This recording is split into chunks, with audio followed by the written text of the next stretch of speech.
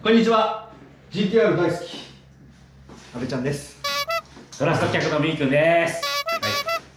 今日はですね、前回、はい、ライボのね、うん、お話をした時に、みーくんが、日産 GTR のお話をしてくれるってことだったんですけど、今日はなんと、言っちゃいますよ、GTR の今後、気になるな。やっぱファンとしてはね、まあ3号ってちょっとほら、第2世代とは違う車ですけど、とっても気になります。で乗ってる人も多いだろうし、これから欲しい人もいると思うんで、今日はちょっとみーくんにお話をいただきたいと思います。はい、ぜひお願いします。はい。で、35GTR、日産35 GTR を語る前に、ちょっと日産の今の現状をね、説明してからじゃないと35 GTR は語れないんですよ、実は。はい、そこから入るってことですね。そうとりあえずちょっと小難しい話なんですけど、とりあえず聞いといてください。はい、ちなみにですね、日産自動車、ね、っていう会社があるんですけど、まあ、日産 GTR をね販売してる会社なんですけど、2020年の3月期最終赤字6712億円の赤字を出しました。やばっ。はい、6700億ですか。はい、そうです。国が傾くね。そうみんなね、コロナの影響でどんどんね収益が落ちてって赤字になっちゃいますよって言って、ね、よく見てください、20年の3月期ってことは、ね、コロナが騒ぎ出したのは4月からなんです。そうですね、はい、あんまりかすってない。そうコロナの前にすでに赤字になってるんですよ。まあ日産ほらこれの前にいろいろあっていろいろねゴーン君がね、ゴーンしちゃいましたから。そう、トーンレバノンの方に、レバノンの方にゴーンしちゃった逃亡しちゃったからね、はい、いろんなね混乱してたんですよ、日産が。で、なぜかっていうと、なぜこんなに赤字ぶっちゃったかっていうとですね、設備生産能力がね770万台年間ね作れる生産能力を要してたんですよ、はい、全世界にね。で、ね、実際は販売台数が2019年は493万台しか売ってないんですよ。だいぶ開きがありますね。770万台作れるんだけど車が売れないんで493万台、ね、しかも売上高は9兆8780億円。これね、突っ込む人いるかもしれないんで細かく言っちゃいますよ分かってるんで、実はね9兆8788億円なんですよ。はい。数字は得意ですから。はい。大得意ですよ。はい。これちっちゃい細かいところをね見逃さないですから。突っ込まれますから。突っ込まれますから。はい。で、要は設備が多すぎるということで。販売台数に対して。でインドネシアの工場とスペインの工場を閉鎖しましょう。そう。インドネシアをね、実はね、ダトさんっていうね、トラックを作ってたんですよ。で、まあ、それをやめましょうと、売れてないんで。で、スペインの工場も、まあ、閉鎖しましょうということで、そうすることによって、まあ、770万台を作れるところが660万台に縮小できる。それによって、当然ですが、毎月のランニングコストが減ると。そうですね。で、特別損失で、出したのがこの金額。やばいっすね。はい、この、赤字6712億円っていうのは2008年のリーマンショックの時に、それ以降にカルロス・ゴーンが来て就任前に、大リスト出したの、設備は捨てろ、無駄な工場閉鎖しろとかっつって社員は全部クビ切ろうみたいなことやって、これと同じような6000何百億円っていうね赤字を出したんですけど、これ出すとですね、通常だったら身軽になるんで、翌年から実はね黒字になるんですよ。もう設備が少なくなるんで毎月かかるコストが減るんですよ。だからカルロス・ゴーンはね、うまいことに就任前にすごい大赤字出していて、カルロス・ゴーンが来たから黒字になりましたみたいな感じで、毎年黒字ですって言って、俺の力はすごいだろうっていうので、やったんですよ。そういう裏話が。で、ちなみにですね、インドネシアの工場とタイヤとか燃やされちゃったスペインの工場ありましたね。ありました。まあ閉鎖しますって決定事項、でそれだけでも足んないんですよ。なぜかっつったら販売台数が493万台しか売れてないのにまだ660万台も作れる設備やっちゃいけないってことで、北米アメリカに工場があるんですけど、これの、生産台数を減らしましょうということで、540万台にする予定になってます。はい。で、これで初めて493万台、少し、500万台超えても、設備的には問題ないですよっていうレベルになりました。なるほど。で、当然ですね、これをすることによって、黒字にはなるでしょうっていう話なんですけど、そうは富は下ろさない。そうですよ。今ね、3月じゃなくて4月5月の、自動車業界の売り上げね、全体ですよね。20% から40% 落ちてるんです。日産だけじゃないですよ。全体。トヨタも、日産もね、ホンダも、リコール各種の三菱も、大火事売ってるわけですよ。はい。なので、いくらこうやってどんどん閉鎖していって、コストダウンしても、ね、2021年も赤字なんですよ。免れないと。はい。で、2020年、21年も赤字なんですけど、どんくらい赤字になるか分かんないレベル。なので、日産自動車を IR 情報として2021年の3月期の見通しは開示できてないんですよ。いや、そうだ。どんくらい赤字になるか分かんないぐらい、不透明なんで、はい。もしかしたらここに1がついちゃうかもしれないです。会社潰れちゃうんじゃないですか。大丈夫ですか。で、なぜかっていうとですね、なぜこんなに赤字ぶってこの後もおかしくなっちゃうかって予想できるかっていうとですね、今さっき 20% から 40% ぐらい販売ができてないっていうことじゃないですか。で、実際日産の主力車種はセレナとノートしかないんですよ。ノートはね、よく走ってるの見ますけど。で、セレナとかね、ノートなんか特にそうなんですけど、もうね、日本で一番売れてる車とかってこう、CM オラーとかってやって CM してますね。ガンガンやって CM 代800億円もかけてる。800億円もかけてガンガン売っていったんですよ。それは売れるんですけど、なぜ売れたの？ね、セレナね、値引き50万円しました。セレナ買おうとするとね、値引き50万してくるんですよ。すげえ。由来ってこんな値引きしてもらったら買っちゃいますよね。買っちゃいます。一番最初行くと30万ぐらいって言われるんですよ。で、なんだかんだやってて、なんかオプションとかつけたり、なんかいろいろなんか細かく見つめていくと、最終的には50万ぐらい値引き。で、50万よりじゃなくて35万だの、30万だのって言ってる値引きの人たちは、それは、損してます。基本50万ぐらい最低。この辺が限界額。これはね、あくまで平均です。平均額。平均。だから実際フルオプションとかにしちゃってる人とか、グレードによってあれだったり、その時期的な問題、3月のちょうど3月の期末の時だったら70万とか値引きしてもらってる人はいます。これね、値引きしすぎなんですよ。あ、そうなんですか。はい。で、ノートもそう。ノートも安い車なのに30万も値引きしちゃってる。それだけ売れないってことですよね、でも。要はカルロス・ゴーンがこういう拡大路線だったんで、当然設備能力があるのに車が売れないと困るから、とりあえず安くてもいいから全部チェーね、どんどん作るからって言って拡大路線で突き進んでたんです。ことごとく売れなくて、で売れたのがセレナとノートしかなかったってこと。じゃあ GTR はどうなの？そうですよ。 GTR どうなんですか。毎年出るじゃないですか、イヤーモデル。なんだかんだっつって。GTR はですね、こっちは年間10万台とかって売ってるんですけど、GTR はね、1000台も売ってないんですよ。そうなんですね。今年に至っては、おそらく2020年度の売り上げが多分500台以下になると思います。新車でね、買うのなかなか大変ですよね。月に30台とか40台しか売れないっていう車になっちゃう。フラッグシップなのに日産のだから当然1000万ぐらいする車なんだけど、計算すれば分かんじゃん、それ。そうですね、その通りだ。仮にいくらの売り上げになるかって言ったら、大したことないんだよ。だって去年だってこれ80億ぐらいしか売り上げないんだから。80億しかない。9兆8800、9兆円以上ある会社で、ここしかないの、ここの部分80億円とかなんかね、800、この辺しかないわけ。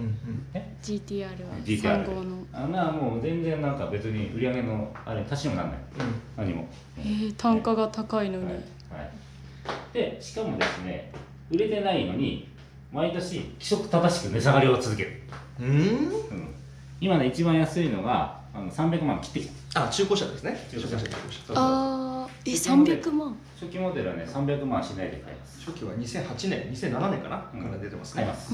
で、実際 GTR 普通の第2世代の GTR、32とか33とかあの辺に実際負けてます。まあ34には確実に負けてますよね。販売価格そうそう。新車で1000万するんですけどね、34に至っては中古でも1000万します。まあそれは皆さんご存知のところだと思うんですよ。ちょっとおかしくなっちゃう。新しい車を1000万で買うか、十何年も経った20年も経った車をね、1000万で買うのかって言ったら、その新しい車1000万で買った方がいいだろうとかって言ってるんですけど、リセールバリュー考えたら 34GTR 買った方がいいですよって話なんですよ。で、ランさんの時も言ったんですけど、ね、自己車が35GTR の自己車が入ってきて、それをパーツで売ったら売れなかったって話したじゃないですか。売れるわけないんだよ。だって月に60台とか70台しか売れてない車で、その60台70台っていうか、そのぐらいの人たちに誰かが事故ない限りパーツ出ないわけだよ。ものすごい確率だろ。しかも 35GTR 乗ってる人は運転が上手だから事故らない。事故らないですね。あ、そうなんですよ。割とね、事故率が低い。だから売れない。だから売れないから扱わない。ああ、だからうちではあんま見かけないってことですね。パーツを出したってね、みんな運転上手だし売れ残っちゃうから。売れ残っちゃう。しかも毎年毎年モデルチェンジしやがって。本当ですよ。エンジンもどんどんパワーアップしてっちゃって、適応したのが作るとどんどん内装パーツも変わるし。そうだから全然ダメなのね。1000台も売れてねえ車に対してね、いくらパーツを供給しようと思っても、その1000人の人、1000人以下の人が何百人しかいない人に対して事故らない人たちしかいないのに、ね、パーツが売れるはずがないんだよ。母数が少ないですからね。母数がちょっとしかないから。で、さらにパーツ欲しいっていう人はもっと少ないです。そうで、当然その今の2020年とか19年17年とかの車なんか壊れねえから。ちょっと先が。あとね、僕の意見ですけど、35に乗ってる人はね、中古パーツで直さない。全部新品で直す気がする。金ある人が多いんで。お金持ちしか買えないけど、ちなみにスポーツカーじゃなくてこれスーパーカーですから。もうスポーツカーじゃなくて、カテゴリー的にはスポーツカーじゃなくてスーパーカーですから。1000万以上する車ですから、ニスモに限っては2000万超えますから。そういう車がどんどん値下がりしていって、不人気車種としてレッテルを貼られるわけです。フラットモデル。もう300万として売られてる。もっと下がるからね。もっと下がる。で、ちなみにですね、この後ね、今36の話してるんですよ。で、なぜかっていうと、もうね、35GTR 出てから12年以上経過してるんですよ。結構経過してますね。4年経ったらモデルチェンジするんですよ。それぐらいのペースですもんね。他の会社12年経ってモデルチェンジしてないんですよ。12年経って。基本的にはね。で、36作ろうとしてるわけですよ。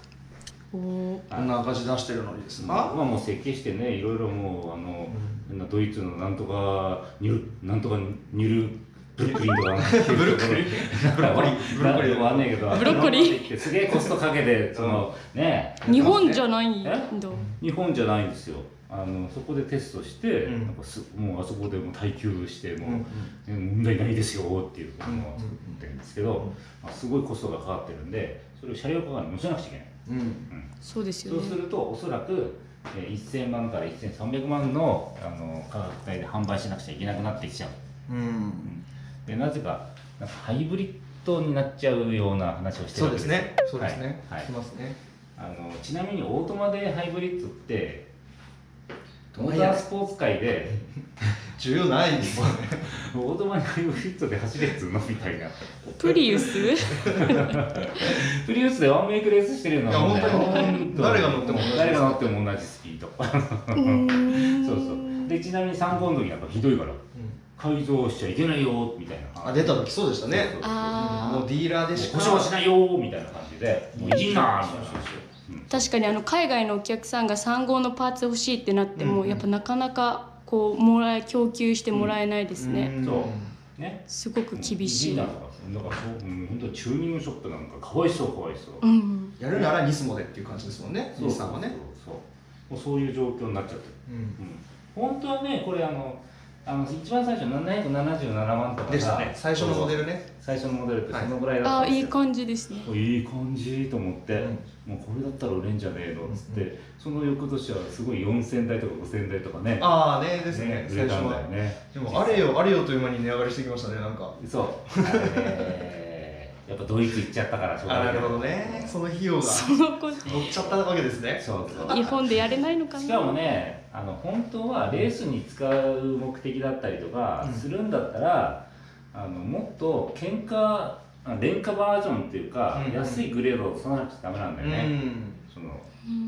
でもあるでしょ。ありますね。シビックだって、例えばモーターベース車とかありますね。N1 ベースね。あと86も出てますからね。出てるでしょ。はい。エアコンがついてないとか、ね、オーディオがないとか、アルミホイールは鉄筋だ。ありますね。そういう車を出さなくちゃいけないんだよ。確かに。そうで、例えばそれを仮に今1000万で売ってるやつを仮に700万とか600万とかで売った方がいいわけだよ。そうどっちみちさ、ホイールなんとか交換されちゃうし、マフラーも交換されちゃうし、もうシートなんかいられんじゃないの。最初からついてなくてもいいですよね。なんならね、座椅子でいいんじゃない。座布団です。座布団。そのくらいでいいわけだよ。本当にね。でなぜそれを考えつかないのかっていうことなんだよ。なるほどね。日産の開発者変にこだわってるんだと思いますよ。それね、旗ついてっから。なるほど。そう、フラッグシップね。旗ついてっから。でも前はね、34まで N1 ベースありましたからね。そういうのがないとダメなわけです。で、このまま本当に3536にすごいね開発研究コストをかけていくとね、実はここが赤字になってるんで、ね。もう GTR は36でやめましょうってなる可能性があるんですよ。そしたら皆さんいいですよ。35乗ってる方35乗ってる方36で消えた場合ね、35を値上がりします。絶対そうですね。最後だから最後もうね35値上がりします。特に後期値上がりします。14年以降です35の偽物なんかもうすごいもう4000万とか5000万とかそうなんですよ、高いのに。で出ない場合36もあって続いて、今度実はね37とかどんどん作ってた場合どうなるかっていうとね、日産が消えます。極論すぎて日産がなくなります。三菱のようになってしまいます。なるほど。もう過去を思い出してください。ね、日産がこう傾いた時に誰が来たんですか。ゴーンですよ。ルノーの方から来たわけでしょ。でこうなっちゃったところをカルロス・ゴーンのおかげでこうガッてこう立ち直したね。三菱どうですか。終わってます。三菱もこうカタカタっていっちゃってる時にね、日産がね来てカタってこうねなったわけですよ。このね、そのねカルロス・ゴーンいないわけです。そうですよ。そうするとこうなってる時にこうしてくれる人いないんですよ。なるほどね。ここにいるかもね。だからね消えるんです。このまま。昔のプリンスのように消えてしまいます。なるほどね。何になっちゃうんですかね、日産自動車。日産って昔はプリンス自動車ですかね。そうなんですね。知らないと思うんです。プリンス自動車ね、あったの。はい、ではですね、次にお聞きしたいのはですね、これから GTR 欲しい人。これ？まあ不人気とはいえ、日産のフラッグシップですからファンも多いしね。はなちゃん、今日は GTR 欲しいですね。ファンですよ。ほら、ファンです。ファンも多いんで、これから欲しい人もいると思うんですよ。いるね。で、その人たちのためにいろいろモデルイヤーがあるんですけど、何年が狙い目かなみたいな。まずね、買っちゃいけないモデル言います。初期型です。初期型、2007年。2007年、2008年。2008年。幅数いっぱいあります。売れましたからね。最初だから、いっぱい出たんですよ、実は。なんで買っちゃいけないか。オートマミッションが壊れる。これ有名な話ですよね。そうだからね、買った後にものすごいお金かかっちゃう。確かに海外のお客さんもミッションの部品探してたんですけど、もらえないんですよ。フライホイールのハウジングのところにガタが出るらしいんですよね。あとなんかセンサーのところとか。ミッションね。だからね、一番安いさっき300万円ぐらいで買えるとかってやつあるじゃないですか。あれダメなの。あれはね、絶対買っちゃダメ。絶対勝ちたない安いからっつって飛びついたら GTR の無理して GTR 買おうとすると一番安いやつありがちありがち。それね本当にねもう税入試になっちゃうからそう本当にだからできれば後期今2017年ぐらいのものを買うと非常によろしいんじゃないでしょうか、はい、対策されてたらいろいろあって、なるほどね。できれば無理しない程度にもし購入できるんだったら、ニスモ買った方がいいです。ニスモ仕様。そうニスモ、ね GTR ニスモってなってるものを買った方が絶対です。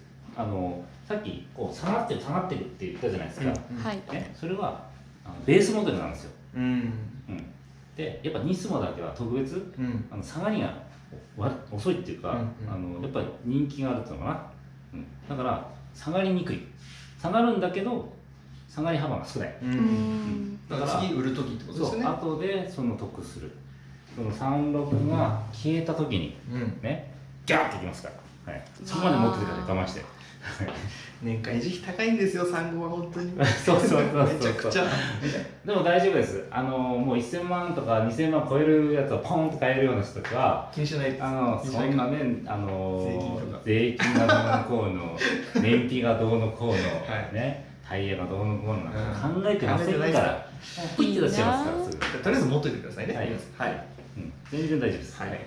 じゃあ今持ってる GTR 持ってる方でいつぐらいに売ればいいのみたいなところってありますか？さっき言ったじゃない、これね、そうかそうここがこうなった場合はね上がるしなければこのまま規則正しくゼロになるまで下がっていきますよって話。じゃあ本当日産の動向は要注意です。持ってる皆さん。ニュースでよく見ますからね、日産は。あとなんかモデルイヤーでちょっと聞きたいんですけど、2014年でなんかこうコンセプトがガラッと変わったじゃないですか。なんか今までは結構こう走り追求みたいな感じだったのに、結構ラグジュアリーな感じの内装になったりとか、あれって何かあったんですか、日産の中で。どうなんだろうねよりスポーツカーからスーパーカーにしていきたいっていうのがあったじゃない。要は売れなかったんで売れないっていうか、どんどん毎年販売台数が減ってっちゃったんですよ、で500台ぐらいになっちゃってやっばとかってなっちゃって、ね月に40台しか売れないんだよ、やばいですよ不人気車種ですよいくらね生産工場で専用ラインじゃないからって言ってそれ少なすぎて1日1台とか2台しか作れないのだって、いくら職人が手伝ってやってるからね作りましたとかって言ったって職人あふれちゃうじゃない、そうなっちゃうね、なるほどね。じゃああとはですね、35GTR っていろいろ特別モデルあるじゃないですか。たくさんありますね。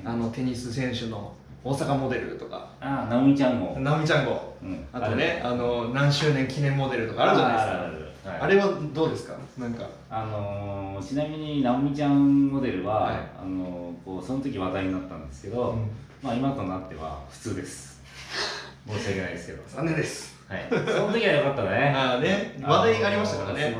ランキングがこう上がってってね、もう本当に大阪なおみみたいな感じで、同じの欲しいみたいな感じだったんですけど、今は普通です。残念です。残念です。あとすごいのあるじゃないですか。なんとかデザインがやったら何周年モデルみたいな。50周年モデル。限定50台みたいな。ちょっとかっこいいのか限定50台。全世界で限定50台。やば。金額がね1億円超えるんです。普通ね限定モデルでね50台限定とかって言ったらね即日完売なんですよ。残っちゃった。売れてないですかあれ50台売れてない。いや残っちゃった。全世界で販売なのにやばドバイのこうターバン巻いた人たちとかあの人たち買うとか俺5台も取るよとかっていらないとかって言われちゃった日産さんその1億もする価値がないっていうふうにいくらお金持ちの人でも何でも買うわけじゃなくてね将来投資とかいろいろそのやっぱ考えてる、考えてやってるわけだから、だったら 34GTR いっぱい持ってた方がいいなってなっちゃうわけ。本当ですよ。1億です。グッペック2に夜持ってたもんね。そうそう、あれ5台目持ってたね、5台目持ってた。確かにそうデザインもそっちがいいってなっちゃったの。そう残念です。残念です。はい。だからそういうことばっかりやってっからこうなっちゃう。なるほどね。しっかりして。日産さん。なんだろう、あんまりそこ出して出しちゃダメ。使わないというこれもなかなかそれがあるためになかなかこれもなかなか言えないんですけど、やばい。いろいろ大人の事情がありまして、そこら辺は説明が難しいんですよ。はい。カットでお願いします。なるべくこうパツパツでお願いします。はい、その辺は。とりあえずそういうことなんです。はい。もうグダグダになっちゃいましたね。そういうことで、35に関してはね、ハイブリッドとかも論外ですよ。36を作るときにね。で36を続けて、このまま36で消えるんだったら35は値上がりするし、このまま続けていっちゃったら日産が消えていくっていうことで。だから値上がりするかしないかって言ったらここの次第なんです。はい。36次第。36で生産終了すれば35は値上がりします。そのまま3637って続けていっちゃったらもう規則正しく値下がりして最終的には0円になります。そう。このままね、本当に赤字ってこれ3期連続赤字っていうのはもう想定済みですから。はい。これ以降4期5期6期ってずっと赤字にしていくとですね、内部留保が少なすぎるんで、いくら金融で支援されたとしてももう終わっちゃうんで、はい。なので消えますよっていうことなんです。はい。だからうちは 35GTR やらないんです。手出さない方がいいですよ。さあ、やけどしちゃう、絶対。大やけどしちゃう。大やけどしちゃう。そういう車になります。なるほどね。今日の解説は以以上になり上です。ます。はい。じゃあ次は、ここ GTR やったんですけど、次はどうしますか？次の車。次、何がいいですか？何がいいですかね？ホンダ車がいいんじゃないですか？思いました。ホンダ車。シビックとかインテグラとか。そこら辺やりたいですね。人気な車だと思う。じゃあシビックとインテグラやる DC2 とか。DC2 いけないとか、辺 FD2 とか聞きたいですね。みんな見たいですか？見たいと思う。FK なんちゃらとか。FK はどうかな。FN なんちゃらとか。FN でありましたね。みんなやつは EP もありますかね。あるね。 EP もあります。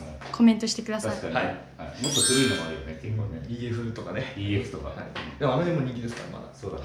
じゃあその辺もその辺やってみましょう。ご期待ください。はい、ありがとうございます。またお願いします。